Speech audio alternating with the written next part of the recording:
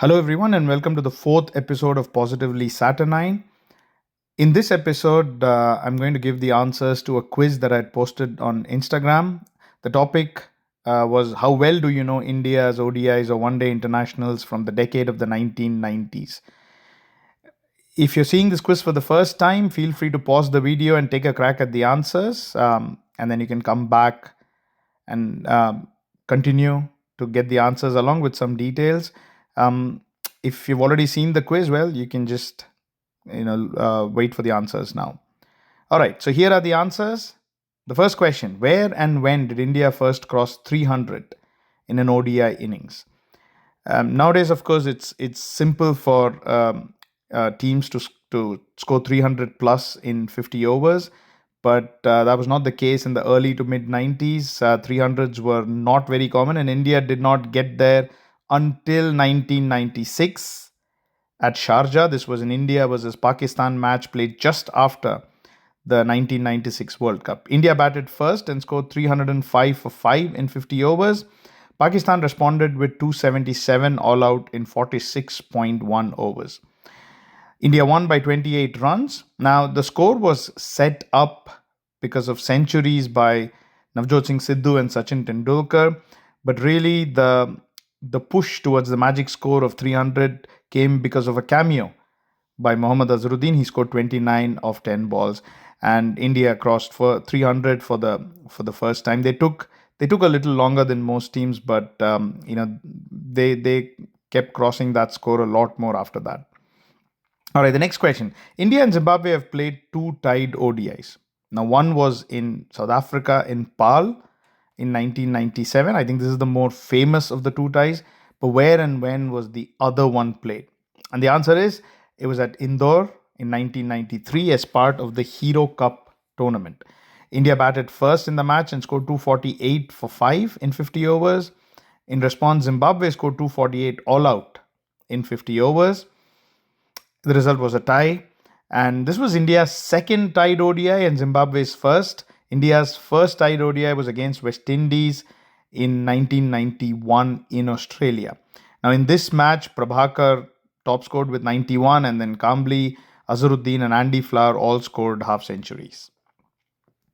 All right, now Vinod Kambli scored his first Test and ODI century against one team, and his second Test and ODI century against another team. The question is, which were the two teams?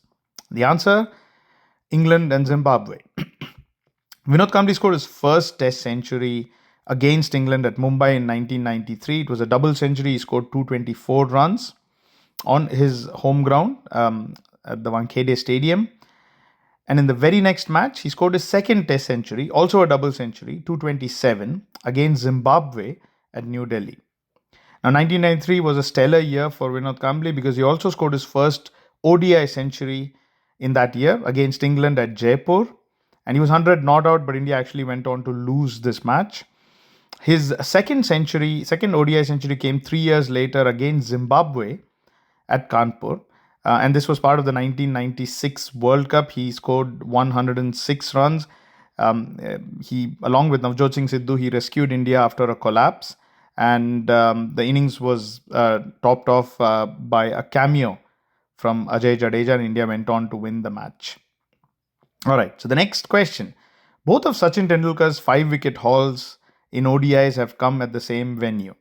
Right, which one? The answer is Kochi, which is in the southern state of Kerala in India. The first of the two 5-wicket hauls came in 1998. It was India versus Australia. India batted first and scored 309 for 5 in 50 overs. In response, Australia were actually going along well before Sachin Tendulkar broke the match open with his leg spinners. They ended up scoring 268 all out in 45.5 overs, and India won by 41 runs. Sachin Tendulkar took 5 for 32 in this match. This was April 1st, 1998. 7 years and 1 day later, in 2005, Sachin Tendulkar took his second 5-wicket haul. This was against Pakistan. India batted first and scored 281 for 8 in 50 overs. In response, Pakistan were all out for 194 in 45.2 overs. And India won by 87 runs, and Tendulkar took 5 for 50 in this match, and those are his only two 5 wicket hauls in ODIs. All right, next question. In 1997, India featured in 34 completed ODIs and won only 10 of them. And interestingly, 4 of those victories came at a single venue. And our question is which one? Now, 1997 was a pretty miserable year for India, both in test matches and one day internationals. And it really shows from the statistic 34 completed ODIs and only 10 victories. Now, 4 of those victories came uh, in the North American city of Toronto in Canada, and this was part of the Sahara Cup. It was started in 1996. India won the 1997 edition 4-1. There were 5 one-day internationals played between India and Pakistan as part of the tournament. And interestingly, Saurav Ganguly got 4 consecutive Man of the Match awards, including for the one match that India lost. And it was not just for his batting. Saurav Ganguly was also bowling really well in that tournament. All right, now India's first successful 300 plus run chase was against Pakistan in Dhaka in 1998. This was where Rishikesh Kanitkar played a famous cameo. But they scored 300 in a close but unsuccessful chase a year before, that is in 1997. The question is where and against whom? The answer is it was in Colombo against Sri Lanka. Now, Sri Lanka batted first and scored 302 for 4 in 50 overs.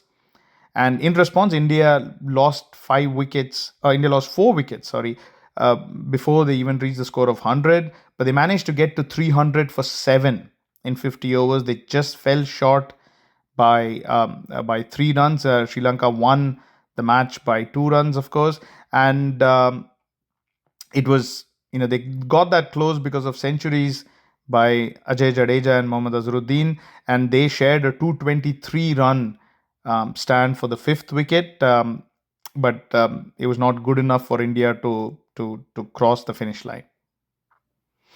All right, now Sachin Tendulkar first opened the innings in ODIs on the day of an Indian festival. Which one? Now the match was between India and New Zealand. It was played at Eden Park, Auckland, and it was on a Sunday on the day of Holi in 1994. New Zealand batted first and struggled to 142 in 49.4 overs. Tendulkar was, of course, promoted up the order, and he got India to the target in 23.2 overs. India won by 7 wickets. Tendulkar scored 82 of 49 balls. And after this match, barring a few matches here and there, Tendulkar always opened the batting for India in ODIs, and really his streak of centuries started after that, and he never stopped until he retired. All right, now Javagal Srinath, the Indian fast bowler, has featured in 2 tense finishes against Australia, but with the bat. The question is when and where. So the first one, we go back to the 1992 World Cup. This was played in the city of Brisbane. It was India versus Australia. It was one of the closest and most exciting matches in a World Cup. Australia batted first and scored 237 for 9 in 50 overs. And in response, India got to 234 all out in 47 overs. If you look at it, the result would say Australia won by just 1 run, which meant that India needed 2 more runs to win, or 236. And the statistic doesn't, if the numbers don't add up, it was because the infamous rain rule of that World Cup was applied here. India were actually given a revised target of 236. Right, so just 2 runs were removed from the target, but 3 overs were removed, which again was a major problem with the rain rule of that edition. India were going really well with Mohammad Azharuddin and Sanjay Manjrekar scoring fluently, but they were both run out. But it was really the third run out involving Javagal Srinath and Venkatpati Raju that cost India the match. India needed 4 runs to win of the last ball. Srinath hit the ball in the air to deep mid-wicket and started running. Now, Venkatpati Raju thought that Srinath had actually hit the ball for 6, so he was walking to congratulate Srinath, but he realized a little late that the ball was actually going straight to Steve Waugh. Now, Steve Waugh actually dropped the catch, and then fired the ball into the keeper, who was actually David Boone. He was standing in for the regular keeper, and Boone took off the bails, and India could only run two. Venkatpati Raju was run out trying to finish the third run, and it was a heartbreaking match for Indian fans, and a rather comical end to a very exciting match. The next one, we move 4 years later to the city of Bengaluru, and in 1996, this was part of the Titan Cup tournament. Now, Australia batted first and scored 215 for 7 in 50 overs. In response, India were struggling with 8 wickets down, but they managed to get over the line. They scored 216 for 8 in 48.5 overs. And India won a famous victory by 2 wickets. Now, Sachin Tendulkar actually fell for 88 runs, and the score was 164 for 8. So India needed 52 more runs with 2 wickets in hand, and that's when Srinath and Kumble came together. They added an unbeaten 52 runs in just 6.4 overs to win India a match that they had all but lost. So these were the two matches where Srinath played a hand, but with the bat against Australia. All right, the next question. Now, South Africa's first ever ODI win can be seen as a bit farcical, and it was because of the Indian venue. And the question is why. Now, South Africa, of course, came out of cricketing exile in 1991, and they played one-day internationals in India. They played 3 one-day internationals. They lost the first 2, but they won the third one, which became their first ever ODI win. Now, the reason this has limited cricketing validity, the match, is because they were playing on 4 surfaces: grass, artificial grass, tarpaulins, and the track that is part of the track and field. And the match was played at Jawaharlal Nehru Stadium in New Delhi. I think they chose this ground because they wanted it to be a day-night match, and the Feroz Shah Kotla back then did not have lights. Again, it's a bit farcical, but it still was South Africa's first ever ODI win, and it was actually a fairly easy victory at the end. India scored 287 for 4 in 50 overs, and in response, it was a big score for the era. South Africa actually got there quite easily with more than 3 overs to spare and with 8 wickets in hand. And they won despite centuries by both Ravi Shastri, who was the captain in the match, and Sanjay Manjrekar. So yeah, this was a day-night match, and I think you can find highlights on YouTube. It will look pretty interesting when the ball goes over the track that is at the outer periphery of the ground. All right, now the last question: who had the most ODI centuries for India before Sachin Tendulkar? Right now, Virat Kohli holds the record for the most ODI centuries for India, and Sachin Tendulkar is next. But for a long time, Sachin was at the top of the list. But who was the leader briefly before Sachin Tendulkar? And the answer is Navjot Singh Sidhu. Now, for a long time, Sidhu, Shrikant, and Shastri were tied with 4 centuries each. And in February 1994, Sidhu went past both Shastri and Shrikant with his 5th ODI century. Right now, it was in that year that Sachin Tendulkar scored his first ODI century. And in February 1996, Tendulkar drew level with Sidhu with his 5th ODI century. And then in March 1996, Sachin Tendulkar went past Sidhu in the World Cup group match against Sri Lanka. And Sidhu did go on to score one more century, but by then Tendulkar had broken away from Sidhu. All right, so those were the questions. Hope you enjoyed the quiz.